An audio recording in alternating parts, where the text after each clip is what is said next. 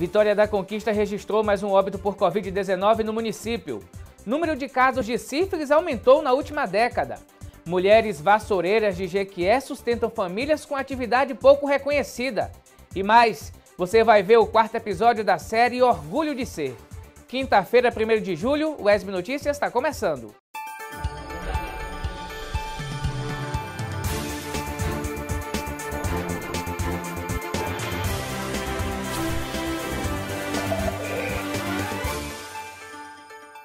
Olá, tudo bem? Seja bem-vindo. A população brasileira está vivendo uma epidemia de sífilis com taxas altas para todas as faixas etárias e regiões. A doença ressurgiu com força e se tornou a infecção sexualmente transmissível que mais se expandiu na última década. Em Vitória da Conquista, entre os anos de 2018 e 2020, houve um aumento de 30% a 38% de casos. A sífilis é uma infecção sexualmente transmissível causada pela bactéria Treponema pallidum. Os sintomas da doença se manifestam em diferentes estágios. No primeiro estágio, aparecem feridas no local de entrada da bactéria entre 10 e 90 dias após o contágio. Normalmente não dói, não coça e desaparece sozinha, sem necessidade de tratamento. No estágio secundário, os sinais e sintomas aparecem entre 6 semanas e 6 meses após o aparecimento e cicatrização da ferida inicial. Podem ocorrer manchas no corpo que geralmente não coçam, incluindo palmas das mãos e plantas do pé. Pode ocorrer febre, mal-estar, dor de cabeça e ínguas pelo corpo. É uma fase que é muito confundida com as alergias. Então, por isso, muita gente não procura unidade de saúde. Acha que é uma alergia e ela, como desaparece sem tratamento, não procura unidade para testar. E a fase terciária, que é um pouquinho mais complexa, né? Já vai ter um comprometimento neurológico, cardiovascular, ósseo e que muitas vezes precisa de tratamento intra-hospitalar, né? Precisa tratar para neurosífilis, porque muitas vezes já tem um comprometimento maior. De acordo com os dados da Gerência Técnica de Sífilis da Secretaria de Saúde de Vitória da Conquista, entre os anos de 2018 e 2016, houve um aumento de 30% a 38% de casos de sífilis na cidade. A única forma de se diagnosticar a sífilis é por meio da testagem.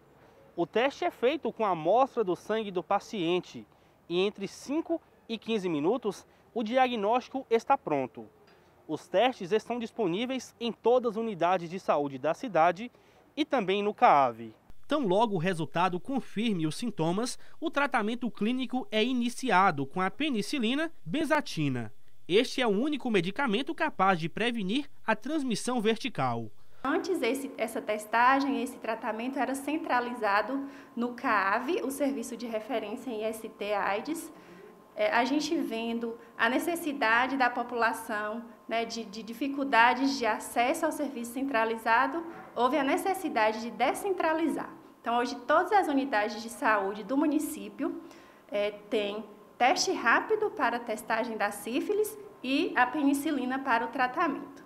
Então, qualquer indivíduo, volta a reforçar, que tenha tido relação sexual desprotegida e que queira se testar para saber se adquiriu a sífilis ou não, é só procurar a unidade de saúde do bairro que reside. Além da transmissão por relação sexual, a sífilis pode ser transmitida por uma mãe com a doença para a criança durante a gestação ou o parto.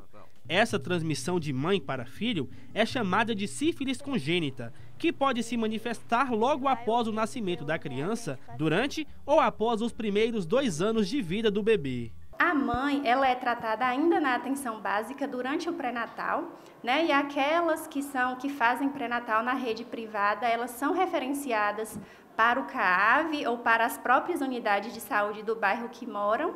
E aí elas precisam ser tratadas ainda na gestação para que a criança nasça saudável e sem a doença. Caso não seja feito esse tratamento na gestação, a criança ela já nasce com sífilis congênita. Quando é devidamente tratado, o infectado tem 98% de chance de se curar da sífilis. O único método de prevenção é o uso correto e regular da camisinha, seja ela feminina ou masculina. A única forma da gente prevenir a sífilis adquirida e a sífilis na gestante é a relação sexual protegida com o uso do preservativo. né? E a sífilis congênita, que hoje é o maior problema, é a sífilis congênita, é essa gestante, quando diagnosticada no pré-natal, ser tratada adequadamente. Importante seguir essas orientações e também se prevenir. Vamos agora aqui para o telão ver os dados da Covid-19 na região sudoeste. 32.011 casos confirmados em Conquista, 89 casos confirmados de terça para quarta, 468 casos ativos, 30.999 recuperados, 544 óbitos, um óbito registrado em Conquista nas últimas 24 horas. Na verdade, o óbito foi registrado ontem. Ocupação de leitos, 70 de UTI, 77% ocupados, 78 clínicos, 44% ocupados. Em Jequié agora. No município de Jequié são 16.583 casos confirmados, 40 de terça para quarta, 439 casos ativos, 15.798 recuperados, 346 óbitos e também em Jequié na quarta-feira foi registrado mais um óbito. Ocupação de leitos, os leitos de UTI em Jequié estão totalmente ocupados, 100% de sua capacidade dos 29 leitos lá no município.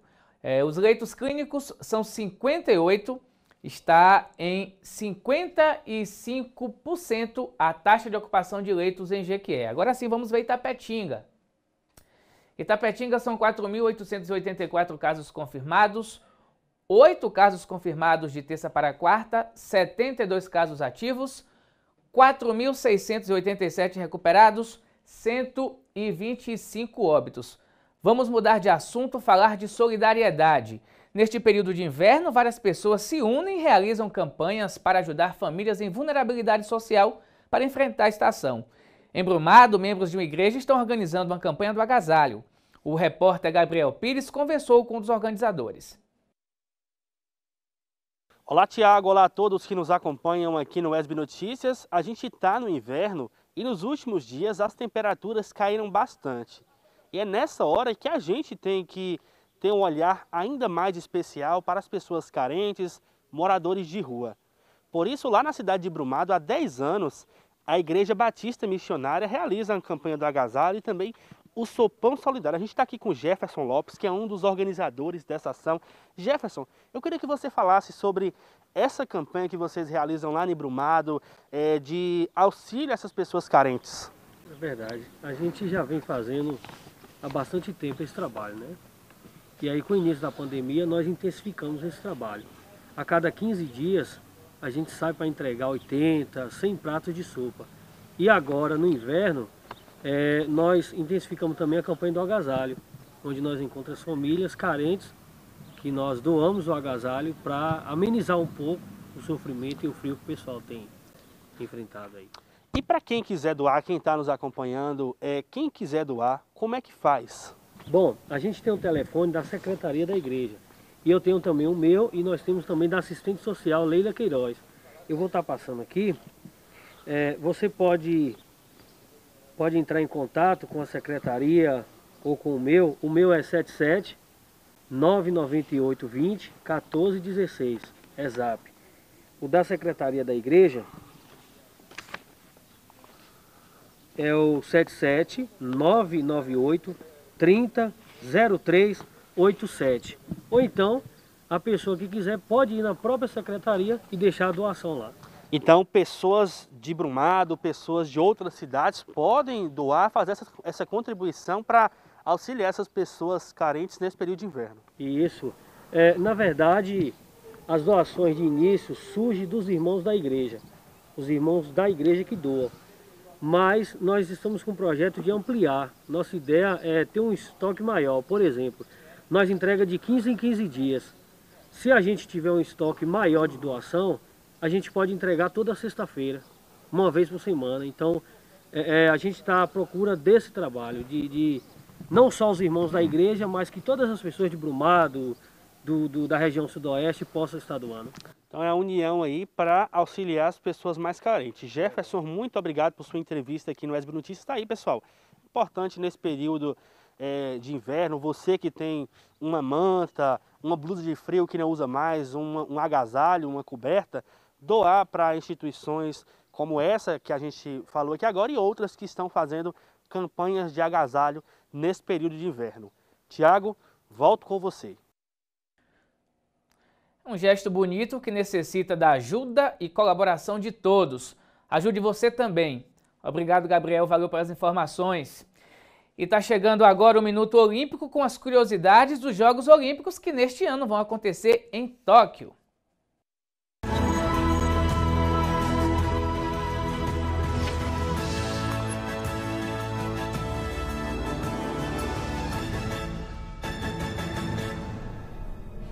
Os Jogos Olímpicos de Tóquio foram os primeiros da história a sofrerem um adiamento. Originalmente marcados para o fim de julho de 2020, o evento teve de ser realocado para este ano por causa da pandemia da Covid-19. Em 1916, os Jogos Olímpicos foram cancelados pela primeira vez na Era Moderna. A Primeira Guerra Mundial ainda estava em curso e Berlim, na Alemanha, que seria sede dos Jogos na ocasião, acabou tendo que adiar a sua organização em 20 anos. Tempos depois, as edições de 1940 e 1944 também foram canceladas, desta vez por causa da Segunda Guerra Mundial. Em 1940, Tóquio receberia as competições, mas com o Japão em meio a um conflito bélico com a China, o Comitê Olímpico Internacional transferiu as Olimpíadas para Helsinki, na Finlândia, onde também não foi possível receber os Jogos com o avanço da Segunda Guerra. A cidade finlandesa só receberia o evento em 1952 e a capital do Japão em 1964 e agora em 2021. Já Londres, que receberia a edição de 1944, teve que esperar apenas mais 4 anos para organizar os Jogos. Faltam 22 dias para os Jogos Olímpicos de Tóquio. Enquanto os Jogos não chegam, a gente fica ansioso torcendo para que o Brasil traga mais medalhas do que na edição passada.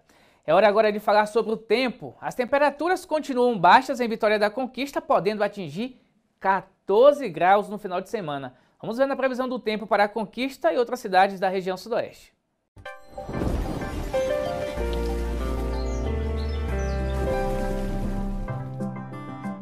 Noite fria e com possibilidade de neblina em Vitória da Conquista nesta quinta-feira. A temperatura mínima prevista é de 16 e a máxima de 26 graus.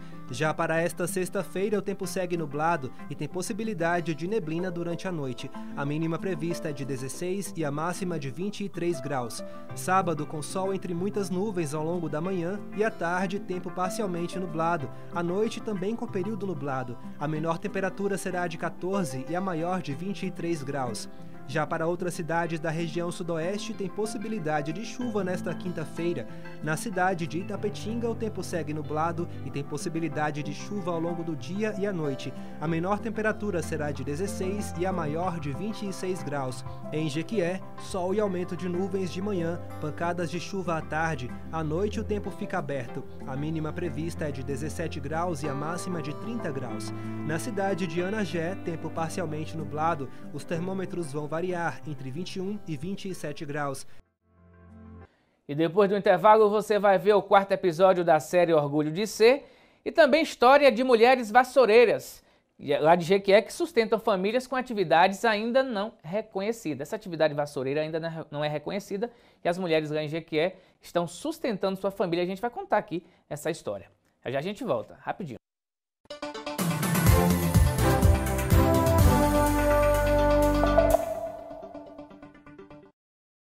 Nossa gente, no verso e na canção, na tinta, no pincel, no lápis e no papel, no palco chão, a lente, nossa gente.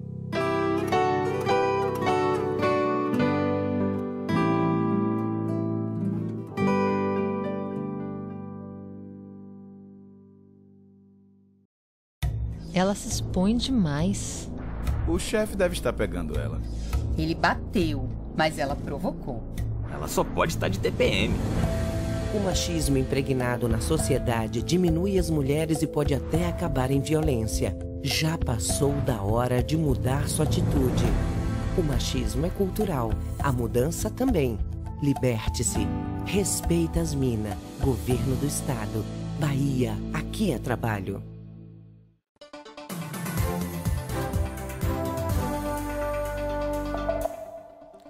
O SB Notícias está de volta falando de oportunidades. Veja agora as vagas de emprego para a Vitória da Conquista.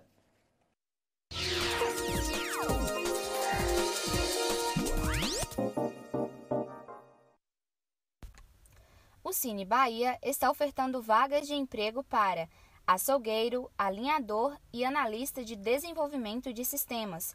Em todas essas áreas, é necessário ter experiência na função. Vagas também para assistente de vendas com disponibilidade para viagens, auxiliar administrativo com curso de ciências contábeis, coordenador administrativo com graduação em engenharia ambiental ou segurança civil e pós-graduação em segurança do trabalho. Vagas também para carpinteiro e cozinheiro com experiência na função, encarregado de almoxarifado com ensino superior completo em administração, logística ou engenharia de produção, estoquista com conhecimento em peças automotivas, frentista com experiência na área, funileiro de automóveis com ensino fundamental completo, instalador de sistemas eletrônicos de segurança com experiência na área, marceneiro também com experiência, mecânico de manutenção de automóveis, necessário ensino médio completo e carteira de habilitação, motofrentista, também necessário ter habilitação, pintor de obras, promotor de vendas, representante comercial e serralheiro. Em todas essas funções é necessário ter experiência na área, técnico de edificações com experiência comprovada e carteira de habilitação, vendedor interno, desejável curso de design de interiores e experiência em vendas e zelador. Os interessados devem encaminhar um currículo com dados do CPF e PIS, sinalizando a vaga pretendida para o e-mail cinebahiaconquista@gmail.com.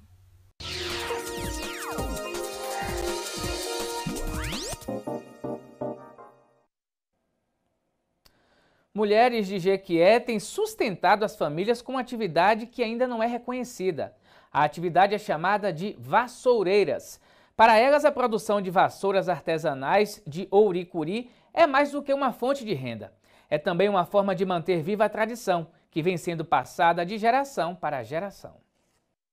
É só chegar no setor de artesanatos do Mercado Municipal de Vitória da Conquista e pronto. Elas são avistadas nos boxes. Ganham posição de destaque no mostruário e é até possível um test drive. As vassouras artesanais feitas com palha, comercializadas aqui na capital do Sudoeste, vêm, em sua maioria, da cidade de Jequié. Tem muitos anos que eu vendo essas vassouras de lá. Vem um bocado de Mané Vitorino, vem um bocado de Jequié. Mesmo com o passar do tempo e a inovação em produtos de limpeza, as vassouras artesanais resistem ao tempo e à tecnologia e ainda são as preferidas de muitos clientes. Essas vassouras, assim, elas barbem, né? Eles barbam até a casa com eles. Eu tiro tudo quanto é cisquinha aqui da beira da parede, tudo tira. E elas não é muito dura, né? Essas outras é mais dura. Para além do produto, a curiosidade sobre quem o fabrica levou pesquisadores da Universidade Estadual do Sudoeste da Bahia a traçar o perfil desses trabalhadores. Melhor dizendo, trabalhadoras. A pesquisa aponta como as mulheres, nem sempre visíveis, têm feito a diferença na produção artesanal de vassouras ali na região de Jequié. Um trabalho que tem sido passado de geração a geração. O olhar, ele vem de um lugar muito pessoal, né? Eu cresci vendo essas mulheres, que em sua maioria são vizinhas, eram, né, vizinhas da minha avó, que já faleceu materna, e essa memória afetiva, ela viveu comigo, né, sempre. E quando questionada sobre o que, eu sempre soube que eu queria escrever sobre mulheres. Pesquisar mulheres, falar de mulheres sempre foi o foco da minha trajetória, né? Eu sou apaixonada por mulheres. Então, quando questionada sobre quais mulheres, eu entrei em uma reflexão muito profunda, né? Sobre quem eu sou. E aí eu me questionei por que não falar dessas mulheres que são tão constantemente invisibilizadas, que possuem vozes, sim, vozes muito fortes, mas que não têm a oportunidade de ser ouvidas. Então veio desse lugar, né, de um lugar muito pessoal, porém com todos os critérios da pesquisa. E aí eu tive que retomar esse caminho, né, de voltar à casa da minha avó, de voltar a essas origens e me reconectar com essas mulheres.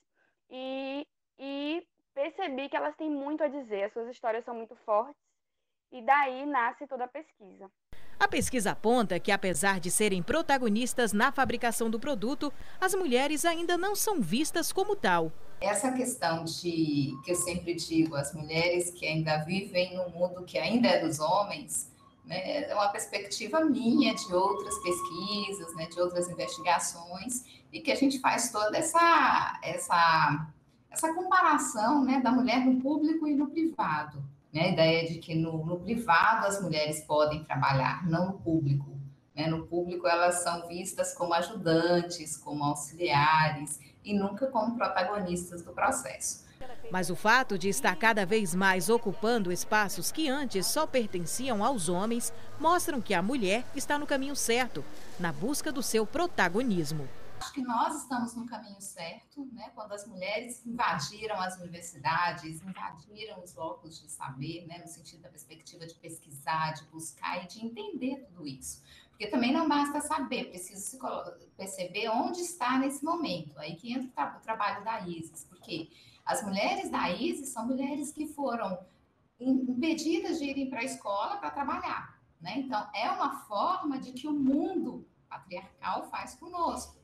Tira as mulheres dos espaços onde elas podem evoluir e depois diz, não, mas elas não sabem fazer outra coisa. Né? Então, o caminho correto é o que nós estamos conseguindo agora, né? Não é que nossas ancestrais não fizeram, mas elas não tiveram essa possibilidade, é justamente essa ida para as universidades, ida para a pesquisa, ida para perguntar para o mundo, né? E eu não sou uma mulher, né? E no quarto episódio da série Orgulho de Ser, o jornalista Mário Ribeiro traz uma abordagem sobre a vivência de pessoas trans na sociedade. Pensar em diversidade é pensar nas inúmeras maneiras de ser, em diferentes corpos e na forma como cada pessoa busca validar suas individualidades. E essa validação e o respeito à sua existência é algo cada vez mais necessário na vida de pessoas trans.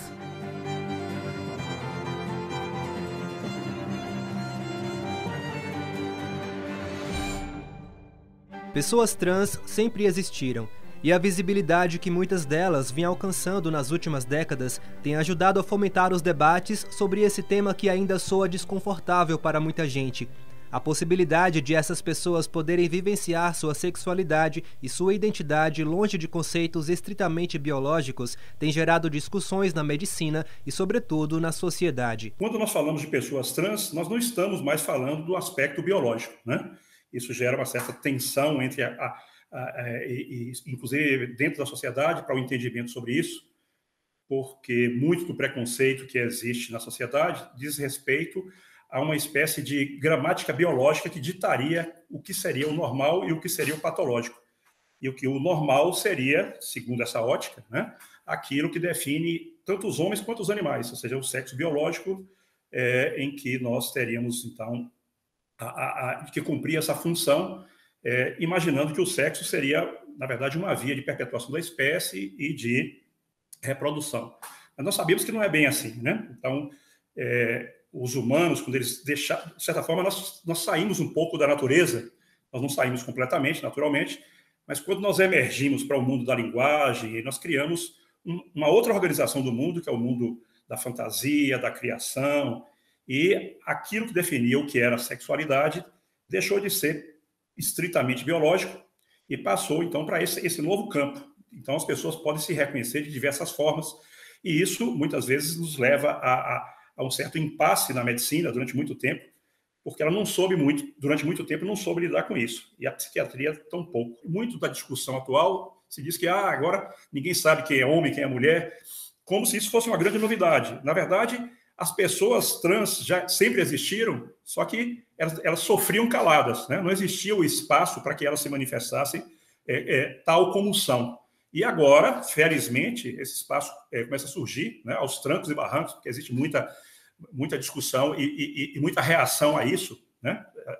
Infelizmente, ainda existe muita reação para temas que são ainda tratados como tabu, mas que pelo menos agora nós já saímos um pouco das quatro paredes dessa forma opressiva de ver a realidade humana. Há aproximadamente 4 anos, Gael iniciou sua transição de gênero. Para isso, o jornalista contou com uma equipe de profissionais que o auxiliaram neste momento tão importante de sua vida. Eu digo que eu sou muito abençoado, porque foi muito fácil, comparado a transições de outras pessoas trans que eu conheço, homens ou mulheres trans.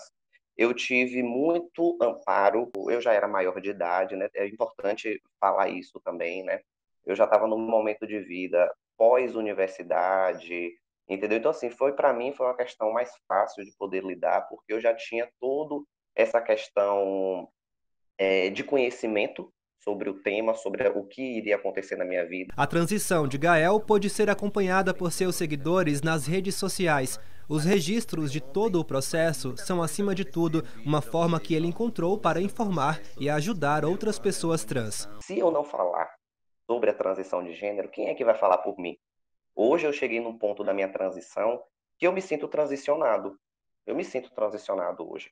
E querendo ou não, eu faço parte de um binarismo de gênero. Eu estou dentro do binarismo homem-mulher. Mesmo sendo uma pessoa trans, hoje eu estou nessa outra caixinha, que é o ser homem. E se eu sair na rua hoje e eu não falar para ninguém que eu sou trans, eu passo, é o que a gente chama de passabilidade, né? A gente tem uma passabilidade cis, eu tenho uma passabilidade cis.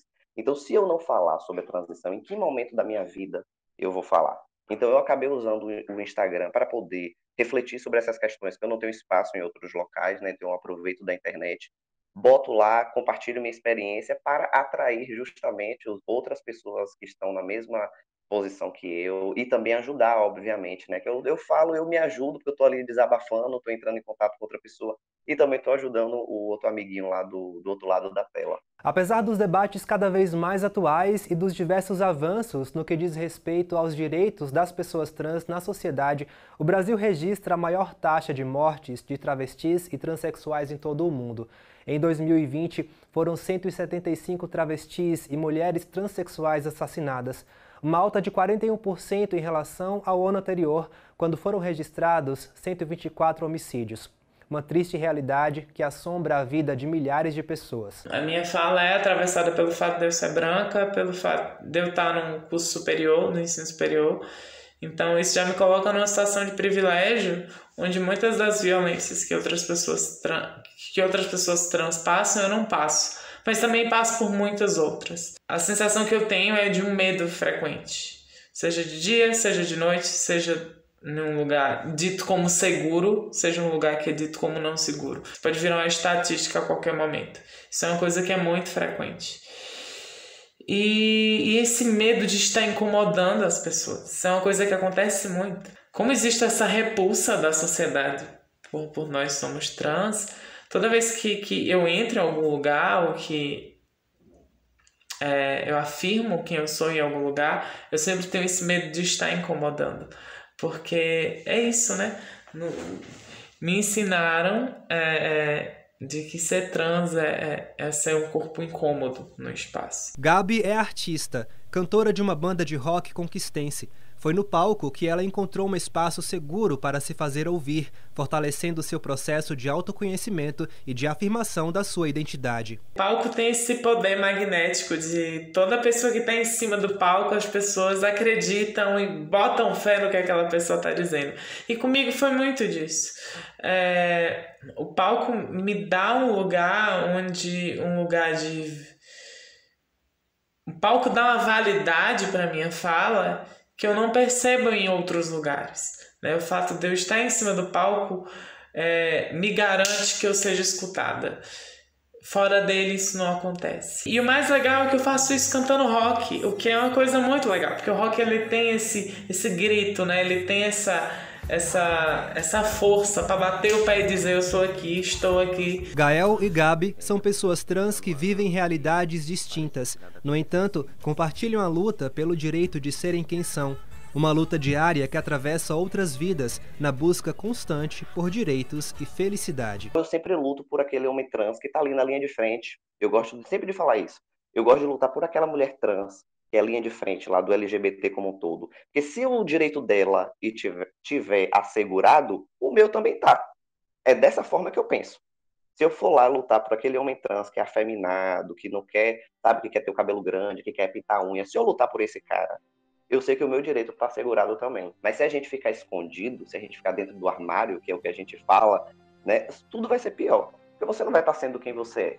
Então não desista. Não desista de você, não desista da sua transição, seja feliz. Porque a gente faz tudo isso, a gente rompe todas essas barreiras, é pra gente ser feliz. Nunca duvide de você, nunca duvide da sua história, nunca duvide da sua dor, não menospreze sua dor, porque só quem sabe de sua história é você. Somos trans, estamos sempre nesse lugar onde as pessoas querem não validar ou fazer pouco daquilo que a gente sente ou daquilo que a gente é. Então, não duvide. Eu sei que é uma coisa muito difícil e que a gente é ensinado a duvidar da gente o tempo inteiro. E a questionar a nossa transgeneridade o tempo inteiro. Mas tenha fé no teu processo, na tua história e lembre-se que a sua história pertence a você e não é outra pessoa que vai vir dizer o que você é ou o que você não é.